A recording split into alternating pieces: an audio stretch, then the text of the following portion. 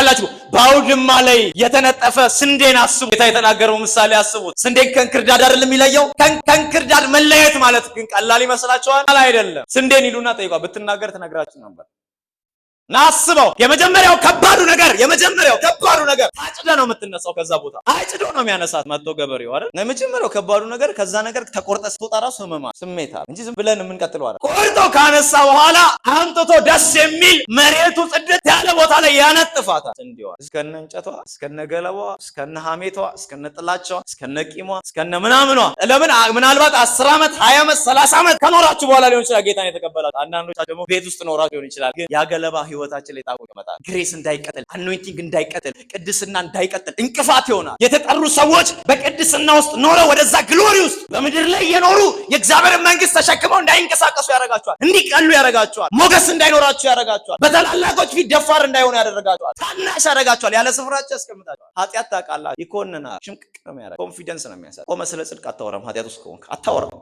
ኮንፊደንስን ይሰብረዋል። እና በጣም የሚገርመኝ ነገር ልክ ገበሬው ካደረጋት በኋላ ዙሪያው ላይ ገበሬዎች ይቆማል፣ መንሽ ይዘው ይቆማል። ከዛ እኔ ባልወቃም አውቃለሁ ከብቶቹን ያመጣና በሬውን ይነዳል እላያቸው ላይ ማለት እና ባይዘው በሬ ራሴ ነኝ። በሬ ማለት እኔ ነኝ። ግሬ የለው አገልጋይ ታውቃላችሁ አይደል? ለዛ ነው በራዩን በሬ አፉን አትሰራ እና ደህና አድርጎ እንዲያሻ አንዳንድ ሰው ይሰጣል እግዚአብሔር። ግን እናንተ ቸርች ትቀይራላችሁ ለመሰራ ዝግጁ ስላልሆነ 10 ቸርች ይቀይራል አንዳንድ ሰው። ለምን እግዚአብሔር የሚፈልገው ነገር ከገለማው እንድንቀጥል አይፈልግም። ወጣስ እንዲያዋ ብቻው እንድትሆን ይፈልጋል። እንድትለይለት ይፈልጋል። ቀደሳቸው ማለት ለያቸው ማለት ነው። ለራሱ አረጋቸው፣ የግሉ አደረጋቸው፣ ገዛቸው፣ አባት ሆናቸው፣ አቀረባቸው ማለት። ስለዚህ የግድ ከዛ ገለባ ውስጥ መውጣት አለ። ስለዚህ ገበሬው ከብት ይነዳና ስንዴው ላይ ከዛን በኋላ ከብቶች ወዴትም መንገድ ስተው እንዳይሄዱ ክብ ሆኖ ይነዳል። የትም እንዳይሄዱ አስቧት። ስንዴ አፍ ቢኖራት ድራሿን ነው የሚያጠፋት ለዋለ የሚሄደው ከብት እና በዛ ሁሉ ነገር ውስጥ ግን ስራ እየተሰራ ጭንቀት ይመስላል፣ መከራ ይመስላል፣ የሆነ ነገር ይሰማችኋል። እግዚአብሔር የተዋችሁ ይመስላችኋል። መከራ ውስጥ ያላችሁ ይመስላችኋል። የረሳችሁ ይመስላችኋል። ጌታን ስቀበል የነበረው የት ሄደ ትላላችሁ። ያ የነበረው ደስታችሁ ከእናንተ የራቀ ይመስላችኋል። እግዚአብሔር የተዋችሁ ጸሎታችሁን የማይሰማ ይመስላችኋል። ብዙ ፈተና ውስጥ ያላችሁ አሁንማ እግዚአብሔር ትቶኛል የምትሉበት ነገር ውስጥ የገባችሁ ይመስላችኋል። ግን ያ ህይወት ወደ ግሎሪ የምትሄዱበት ላይፋችሁ ከዛ ህይወት የሚያቋርጡ ሰዎች ነው ከስቴፑና ቀጣይ ያለው ስቴፑ ጋር አይገባ ያቋርጡና ይወጣሉ ያንን ነገር እና ወደዛ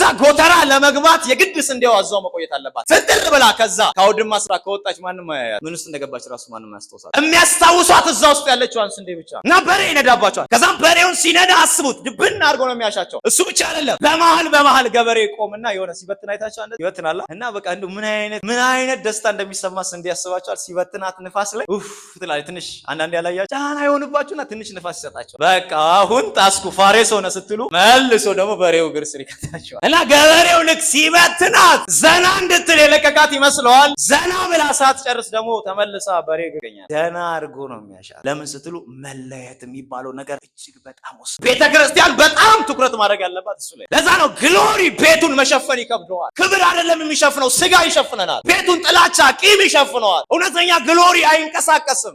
መሰራት ያለበት ነገር እግዚአብሔር እንደፈለገ አይሰራውም። እኛንን የራሳችንን ነገር ጨርሰን የምንሄደው፣ የራሳችንን ሐሳብ አድርገን የምንሄደው። ስለዚህ ልክ ገበሬው ሲጨርስ ግን በደንብ አድርግቶ አጥርቶ ንጹህ ካደረጋት በኋላ ያለምንም ገለባ በክብር እንድትቀመጥ ያደርጋል። ገንዘብ እንድትሆን ያደርጋል።